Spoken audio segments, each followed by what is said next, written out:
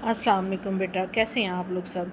बेटा आज हमने पढ़ना है relation of biology with other sciences. ठीक है, इसको पढ़ने से पहले हमारा एक टेबल रह गया था पीछे, पहले हम उसको पढ़ लेते हैं। The human body contains over 30 trillion cells. Various types of cells possesses unique structure. Human body जो है वो कितने सेल से मिलके बनी हुई है, वो 30 ट्रिलियन सेल से। देखें कितने ज़्यादा हैं, मिलियन भी नहीं, बिलियन भी नहीं, बल्कि ट्रिलियन। कि ह्यूमन बॉडी 30 ट्रिलियन सेल से मिलके बनी हुई है। और आपको कल मैंने दिखाया था कि इन तमाम जो सेल्स होते हैं ह्यूमन बॉडी के, चाहे वो स्टमक के सेल्स हैं, हमारी स्किन के सेल्स हैं, नर्वस सिस्टम के सेल्स हैं, या गैमेट्स के सेल्स हैं, इन सब सेल्स की क्या होती है, शेप बिल्कुल डिफरेंट होती है। इसीलिए उन्होंने कहा है कि यूनिक स्ट्रक्चर्स, इन सब के स्ट्रक्चर डिफरेंट होते हैं। ठीक है, अब हम अपना टॉपिक स्टार्ट करते हैं। बायोलॉजी जो है वो दूसरी तमाम ब्रांचेस से बहुत ही क्लोजली लिंक की हुई होती है। ठीक है, biology is a closely linked with other natural sciences such as chemistry, physics and earth sciences. बेटा बायो जो है वो मुख्तलिफ साइंसेज के साथ, जितनी भी नेचुरल साइंसेज हैं उनके साथ इसका बहुत गहरा ताल्लुक है। अगर हम किसी भी लिविंग ऑर्गेनिज्म की बॉडी में कोई केमिकल को स्टडी करना चाहते हैं तो फिर हम उसको किसके साथ लिंक करेंगे, बायो में। बायो को केमिस्ट्री के साथ लिंक करके पढ़ेंगे। इसी तरह फिज़िक्स के भी बहुत सारे प्रिंसिपल्स हैं जो अगर हम बायो के साथ, बायो के से पढ़ना चाहते हैं तो फिर हम उसको किस से रिलेट करेंगे, बायो फिज़िक्स के साथ रिलेट करेंगे। बायो इज़ क्लोजली रिलेटेड और closely linked with other natural sciences such as chemistry, physics and earth sciences. These connections help us. अब ये जो कनेक्शंस हैं, जिस तरह बायो का फिज़िक्स के साथ या केमिस्ट्री के साथ कनेक्शन है, ये क्या करता है, ये हमें मुख्तलिफ़ किस्म के प्रोसेसेस को अंडरस्टैंड करने में मदद देता है, इन्वायरमेंटल इंट्रैक्शन को, और लिविंग ऑर्गेनिज्म की बॉडी में जितने भी कॉम्प्लेक्सिटीज़ हैं उनको हेल्प करने में हमारी मदद देता है। Following are the few examples of how biology is connected with the other sciences. अब ये हम एक एक करके तमाम साइंसेस को पढ़ेंगे कि ये जो है बायो जो है वो इन तमाम साइंसेस के साथ किस तरह रिलेट करती है। नंबर 1 पे हमारे पास है biochemistry. Biochemistry the study of structure and reaction of different chemical substances present in the living system. Bio का मतलब है लिविंग, लाइफ, एंड केमिस्ट्री का मतलब है केमिकल सब्सटेंसेस। अब हम इसमें क्या करेंगे कि लिविंग ऑर्गेनिज्म की बॉडी के अंदर बहुत सारे केमिकल सब्सटेंसेस हैं। मिसाल के तौर पर ऑक्सीजन है, कार्बन डाइऑक्साइड है, ग्लूकोज जो बन रहा है उनकी फूड के तौर पर। इन तमाम केमिकल सब्सटेंसेस का स्ट्रक्चर कैसा है और इनका लिविंग ऑर्गेनिज्म की बॉडी में ये किस तरह रिएक्ट करते हैं। ठीक है, इनका रिएक्शन कैसा है, इन सब को हम किस में जो है लिविंग ऑर्गेनिज्म की बॉडी में जब स्टडी करेंगे तो वो क्या कहलाएगा, वो बायोकेमिस्ट्री कहलाएगा। The study of chemical reactions of photosynthesis and respiration are the examples of biochemistry. अब इसकी मिसालें इन्होंने क्या दी हैं, इसकी मिसालों में इन्होंने दो दी हैं, एक फोटोसिंथेसिस, ठीक है, और दूसरा है रेस्पिरेशन का अमल। अब फोटोसिंथेसिस देखें ये प्लांट्स में होता है, ये एनिमल्स में या ह्यूमन बॉडी में ये फोटोसिंथेसिस का प्रोसेस नहीं होता।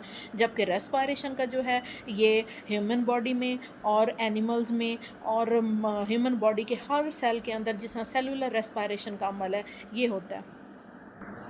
बेटा ये देखें, ये मैंने आपको समझाने के लिए पहले नंबर पे फोटोसिंथेसिस का प्रोसेस लिखा है, रिएक्शन जो है जो सिर्फ प्लांट्स की बॉडी में होता है। फोटोसिंथेसिस वो अमल है जिसमें पौधे क्या करते हैं, कार्बन डाइऑक्साइड अपने इन्वायरमेंट से, वाटर जो है वो अब रूट्स के ज़रिए लेते हैं, और सनलाइट जो है वो सूरज की मौजूदगी में क्या करते हैं, ग्लूकोज बनाते हैं। और उसके अलावा इनके पत्तों में क्या होता है, क्लोरोफिल होता है। ठीक है ना, क्लोरोफिल की मौजूदगी में वो क्या बनाते हैं, इन तमाम चीज़ों को मिला के, कार्बन डाइऑक्साइड को, वाटर को और सूरज की रोशनी को क्लोरोफिल की मौजूदगी में मिला के क्या बनाते हैं, ग्लूकोज बनाते हैं और साथ ऑक्सीजन बनाते हैं। ठीक है, अब ग्लूकोज का क्या फार्मूला है, C6H12O6, और कार्बन ऑक्सीजन जो वो रिलीज़ करते हैं वो क्या है, वो उसका फार्मूला है 6 मॉलिक्यूल बनाएंगे ऑक्सीजन के। अब ये ऑक्सीजन क्या होगी, या तो इनकी सेलुलर रेस्पिरेशन में इस्तेमाल हो जाएगी, या फिर ये क्या करेंगे, ये बाहर जो है वो माहौल में खारिज कर देंगे। ठीक है, ये पहला प्रोसेस जो था ये फोटोसिंथेसिस का था, ये प्लांट्स की बॉडी में होता है। और दूसरा जो है ये है सेलुलर रेस्पिरेशन। अब सेलुलर रेस्पिरेशन का अमल कहाँ हो रहा है, सेलुलर रेस्पिरेशन का अमल ह्यूमन बॉडी के हर सेल के अंदर हो रहा है। हर सेल के अंदर ब्लड के ज़रिए जो ऑक्सीजन और ग्लूकोज हर सेल के अंदर जाएगा, उसमें क्या होगा, ऑक्सीजन की मौजूदगी में इस ग्लूकोज की तोड़ फोड़ होगी। तोड़ फोड़ होने के रिज़ल्ट में क्या बनेगा, कार्बन डाइऑक्साइड बनेगी, वाटर बनेगा और साथ एटीपी बनेगी। एटीपी जो है ये ह्यूमन एक्टिविटीज़ में ये इस्तेमाल होगी, ये क्या है, ये एनर्जी है। और कार्बन डाइऑक्साइड जो है ये बॉडी से बाहर खारिज होगी, और जो वाटर है ये वाटर क्या करेंगे, वो मुख्तलिफ एक्टिविटीज़ के लिए तो इस तरह बेटा आपने देखा कि हम बायोकेमिस्ट्री में मुख्तलिफ जो हैं वो केमिकल रिएक्शंस हैं, जिस तरह फोटोसिंथेसिस है और रेस्पिरेशन का अमल है, वो किस तरह हम जो है उसको देखते हैं, और उसके अंदर जो केमिकल सब्सटेंसेस हैं उनके स्ट्रक्चर को भी डिस्कस करते हैं। ठीक है, उसके बाद नेक्स्ट ब्रांच है हमारी, वो है बायोफिज़िक्स। बायोफिज़िक्स में हम क्या करेंगे, इसमें हम फिज़िक्स के प्रिंसिपल को रिलेट करेंगे लिविंग ऑर्गेनिज्म की बॉडी के साथ। It deals with the study of principle of physics which apply to biological processes. ठीक है, हम इसमें फ़िज़िक्स के जो प्रिंसिपल हैं उसको अप्लाई करेंगे लिविंग बॉडीज़ के साथ। For example in biophysics we study the rules of lever and motion. अब फिज़िक्स में आपने ये लीवर और मोशन के रूल्स आपने पढ़े होंगे, वो कहते हैं इसको वो किस तरह हमें ये समझने में आसानी देते हैं, for understanding the function of muscle and bones, muscle bones and joints. बेटा ये इसको समझने के लिए मैंने एक डायग्राम बनाई है। जिस तरह फ़िज़िक्स में आप देखते हैं ना, लीवर को मुख्तलिफ़ कामों के लिए हम ये इस्तेमाल करते हैं कि ह्यूमन बॉडी जो है वो एक साइड पे ये बीम यूज़ करता है, एक साइड पे ये उसको वेट उसने उठाना होता है, हैवी वेट, ये फुलक्रम है, ये बीम है, इसको उठाने के लिए हम किस तरह लीवर के असूलों के तहत काम करते हैं। तो वो कहते हैं इसी तरह हम बिल्कुल सेम जैसे हमारे मसल्स हैं। अब ह्यूमन बॉडी में मसल जो है वो किस चीज़ के बने हुए हैं, ह्यूमन बॉडी में मसल जो हैं वो प्रोटीन के बने हुए हैं। ठीक है, अब प्रोटीन और ये बोन्स और जॉइंट्स किस तरह आपस में जो मिलकर वो मूवमेंट करवाते हैं, तो वो कहते हैं इसी तरह हम फिज़िक्स के इन्हीं असूलों के तहत इन चीज़ों को समझते हैं। फिर उसके बाद नेक्स्ट ब्रांच है कंप्यूटेशनल बायोलॉजी। इसमें हम क्या करेंगे, कंप्यूटर से रिलेटेड जो है ना वो सारी चीज़ें ह्यूमन बॉडी में डिस्कस करेंगे। In computational biology scientist use mathematical models. Scientist क्या इस्तेमाल करते हैं इसमें, क्योंकि अब हमने मॉडल्स देखने हैं, मैथमेटिकल एल्गोरिथम है and computer simulations to understand the biological system and relationships. ठीक है ना, बायोलॉजिकल किसी भी लिविंग ऑर्गेनिज्म की बॉडी के साथ रिलेट करने के लिए तो हम इसमें मुख्तलिफ़ किस्म के मैथ के मॉडल्स को करेंगे। एल्गोरिथम, इसमें भी सारा हिसाब किताब है, किस तरह करेंगे। It analyse, it involves analysis biological data. अब जो भी इंफॉर्मेशन होगी वो हमारे पास क्या होगी, डाटा की सूरत में होगी। मिसाल के तौर पर हम 2 + 2 = 4, तो ये क्या है हमारे पास 4, क्या हमारे पास data. Such as sequence of amino acid in protein. हम क्या करते हैं, प्रोटीन के अंदर अमाइनो एसिड के जो सीक्वेंस है वो भी हम कंप्यूटेशनल बायोलॉजी की मदद से क्या करते हैं, इसको सीक्वेंस को देखते हैं। मिसाल के तौर पर हमारे जो प्रोटीन्स हैं, प्रोटीन किससे मिले हुए हैं, छोटे छोटे यूनिट से मिल के बनी हुई है। इन यूनिट्स को हम क्या कहते हैं, इन यूनिट्स को हम कहते हैं अमाइनो एसिड। अब ये और अमाइनो एसिड है, ये अमाइनो एसिड और है, यानी कि ये सारे डिफरेंट अमाइनो एसिड हैं, जब आपस में मिलेंगे तो ये क्या बना देंगे, ये सारी एक प्रोटीन बनाएंगे। इन सीक्वेंस को देखने के लिए हम क्या करते हैं, कंप्यूटर की हेल्प लेते हैं, क्योंकि ये बहुत छोटे स्ट्रक्चर्स होते हैं और इनकी सीक्वेंस को जानने के लिए हम किसकी हेल्प लेते हैं, कंप्यूटर की। नेक्स्ट ब्रांच है हमारे पास बायो जियोग्राफी। बायो जियोग्राफी में क्या करते हैं हम, जियो का मतलब होता है अर्थ, कि हमारी ज़मीन जो है कायनात वो बहुत बड़ी है, इसमें मुख्तलिफ़ किस्म के जानवर रहते हैं। तो पूरी वर्ल्ड में मुख्तलिफ़ जियोलॉजिकल रीजन्स में जानवरों की, लिविंग ऑर्गेनिज्म की जो डिस्ट्रीब्यूशन है वो बायो जियोग्राफी में हम पढ़ेंगे। ठीक है, it deals with the study of distribution of living organism, कि लिविंग ऑर्गेनिज्म की डिस्ट्रीब्यूशन कैसे है, कैसे तकसीम किया गया है, कैसे उन्हें फैलाया गया है in different geological regions of the world, दुनिया के मुख्तलिफ जियोलॉजिकल रीजन्स। अब मुख्तलिफ जियोलॉजिकल रीजन से क्या मुराद है, मिसाल के तौर पर डेजर्ट है, पोलर रीजन्स हैं, कोस्टल रीजन्स हैं। पोलर रीजन्स कौन से हैं, जहाँ पर बर्फ़ पड़ती है, ठीक है ना, बर्फ़बारी वाले जो इलाके होते हैं। और कोस्टल रीजन्स कौन कौन से हैं, जो साहिली इलाके हैं, वहाँ किस किस्म के ऑर्गेनिज़म जो हैं वो रहते हैं। The influence of climate change on the distribution of organism is also studies in biogeography. अब जो क्लाइमेट होती है किसी भी माहौल की, किसी भी इलाके की जो क्लाइमेट है वो वहाँ के रहने वाले लिविंग ऑर्गेनिज़म पे बहुत असरअंदाज होती है। मिसाल के तौर पर जो पोलर रीजन्स है, अब आपको पता है कि वो सारी वहाँ सारा साल ही बर्फ़ पड़ती पड़ती है, तो वहाँ किस तरह के जानवर रहेंगे? ऐसे जानवर रहेंगे जो वहाँ सर्वाइव कर सकें। वहाँ पोलर बियर्स रहते हैं। पोलर बियर्स की क्या होती है, स्किन बहुत ज़्यादा मोटी होती है, जिसकी वजह से वो वहाँ सर्वाइव कर पाते हैं, ठीक है। और उसके बाद नेक्स्ट है बायोस्टैटिक्स। स्टैटिक्स क्या है? स्टैटिक्स जो है ये भी मैथ से मिलती जुलती है। इसमें हम क्या चीज़ करेंगे, इसमें भी हम हिसाब किताब का काम करेंगे। किसी भी चीज़ की एवरेज है, एवरेज निकालनी है, ठीक है ना। अगर हम एक एग्जैक्ट फिगर नहीं दे सकते तो हम क्या करते हैं, एवरेज निकाल देते हैं।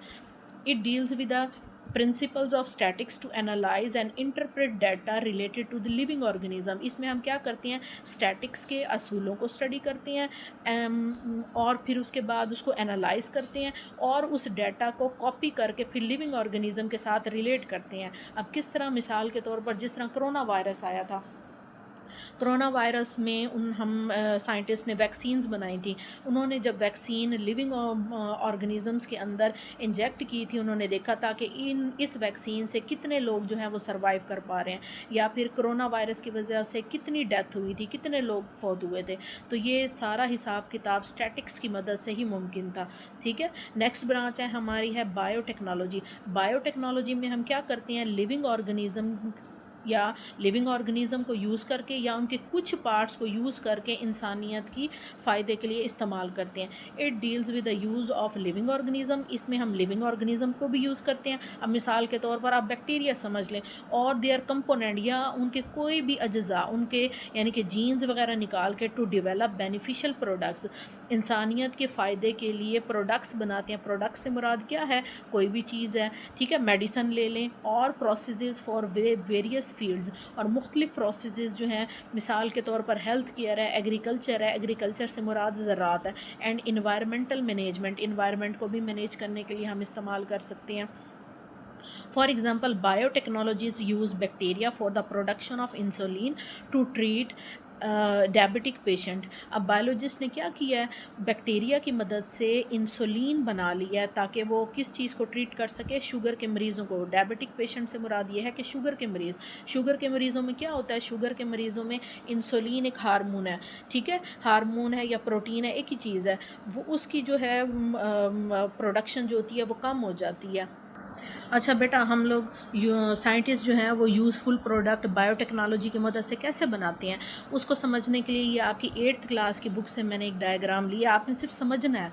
मैं ये डायग्राम सिर्फ आप लोगों को समझाने के लिए देती हूँ, आप बेशक इसको याद आप नहीं करना।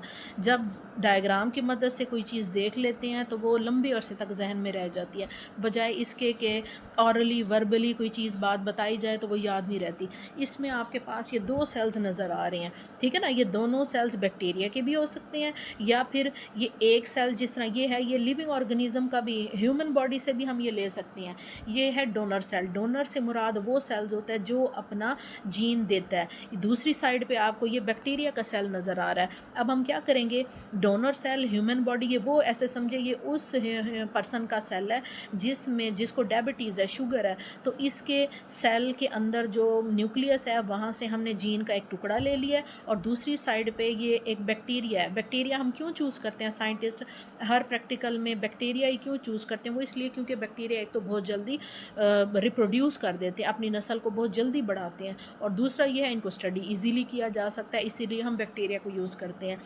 तो बैक्टीरिया का उन्होंने जीन्स ले लिया है, ठीक है, दोनों को मिला के एक नया जीन बना दिया। ये जीन उस शुगर पेशेंट का ये वो जीन है जो इंसुलिन बना रहा है, ठीक है ना। आप ये सपोज कर लो कि ये जीन जो है इंसुलिन बना रहा है। अब इसको हमने बैक्टीरिया के जीन के साथ क्या कर दिया है, मिला दिया है। अब ये जीन क्या करेंगे, एक नए बैक्टीरिया में इंट्रोड्यूस कर देंगे।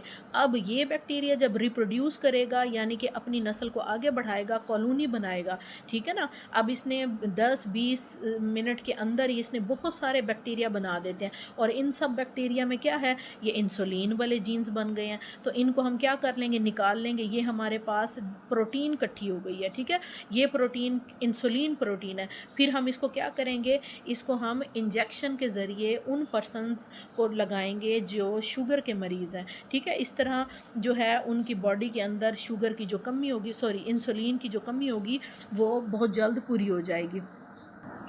तो इस तरह बेटा देखे आपने बायोलॉजिस्ट ने किस तरह बैक्टीरिया को इस्तेमाल करके क्या प्रोडक्ट किया है। प्रोडक्शन का मतलब होता है पैदा करना। क्या बनाया? इंसुलिन। इंसुलिन क्या है? हार्मोन है, प्रोटीन है, जो शुगर के मरीज़ों के अंदर के सेल्स में बहुत कम हो जाती है। इसीलिए हमने बायोलॉजिस्ट ने बैक्टीरिया को इस्तेमाल करके अपनी मर्ज़ी से इंसुलिन बना लिया है। फिर हम ये इंसुलिन क्या करते हैं, इंजेक्शन के ज़रिए जो शुगर के मरीज़ होते हैं उनकी बॉडी के अंदर इंट्रोड्यूस करवा देते हैं। अब हमारे पास लास्ट जो है वो लास्ट है बायो इकोनॉमिक्स। बायो इकोनॉमिक्स में हम क्या करते हैं, इसमें हम लिविंग बॉडी, लिविंग ऑर्गेनिज्म के अंदर इकोनॉमिकल पॉइंट ऑफ व्यू से उनका रिलेशन देखेंगे। It deals with the study of organism from economical point of view. Economical point of view से क्या मुराद है? अब मिसाल के तौर पर आप कोई फसल उगाते हैं, ठीक है ना, कोई क्रॉप वगैरह उगाते हैं, आपका उसके ऊपर जो लागत आई है वो आप देख लें। उसके बाद जब फसल आप काश्त कर लेते हैं, काश्त करने के बाद आप देखेंगे हर किसान जो है वो देखता है कि क्या इसके ऊपर मुझे प्रॉफिट हुआ है या लॉस हुआ है। ज़ाहिर है दो ही काम होने हैं, या प्रॉफिट होगा या लॉस होगा। तो इस प्रॉफिट को या लॉस को निकालने के लिए क्या साइंसदान इस्तेमाल करते हैं? इकोनॉमिक्स को यूज़ करते हैं लिविंग ऑर्गेनिज्म के साथ। Scientist calculate the cost. Scientist क्या कैलकुलेट कर रहे हैं? कॉस्ट के लागत कितनी आई थी इस फसल पे, एंड प्रॉफिट, और फसल काश्त करने के बाद प्रॉफिट इस पे कितना हुआ है, ऑफ द बायोलॉजिकल प्रोजेक्ट्स। ये बायोलॉजिकल प्रोजेक्ट्स हैं ना, जिस तरह प्लांट्स हैं, ठीक है ना। अब यहाँ मिसाल बायोलॉजिकल प्रोजेक्ट्स में प्लांट्स की है, क्योंकि हमने प्लांट से जो है वो फसल उगाई है प्लांट्स की। For example production of new variety of crops, कि कोई भी क्रॉप्स की नई फसल की हम क्रॉप्स उगाना चाहते हैं, तो फिर हम उसमें देखेंगे कि हमारे पास प्रॉफिट आया है या हमारे पास लॉस हुआ है। तो वो हम किस में करेंगे? बायो इकोनॉमिक्स में हम इसको स्टडी करेंगे। ठीक है बेटा, ओके, अल्लाह हाफिज़।